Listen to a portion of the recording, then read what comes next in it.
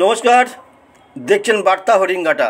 আমি গৌর ঘোষ। এই মুহূর্তে কিছু ছবি আপনাদের সামনে প্রেজেন্ট করলাম। মার্শাল আর্ট বলতে শরীরের সুন্দর পরিচর্যাও হয় এবং কিছু শেখাও হয়। মার্শাল আর্ট অর্থাৎ উশু কুম্ফু নিজেকে আত্মরক্ষার একটা সহজতম উপায়। তাই মার্শাল আর্ট নজর কেড়েছে সারা ভারত জুড়ে, পিছিয়ে নেই।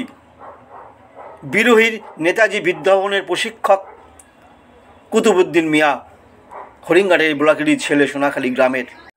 এই মার্শাল আর্টকেই সঙ্গে করে উনি অনেক দূর পৌঁছে গেছেন, যা এনেছেন গোল্ড, ব্রোঞ্জ, সিলভার, 3টে প্রাইজই উনি নিয়ে এসছেন।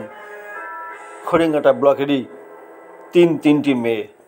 মার্শাল আর্ট আত্মরক্ষার একটা সুন্দর প্রশিক্ষণ, যা প্রত্যেককেই আত্মরক্ষা করতে সহায়তা করবে এই মার্শাল আর্ট।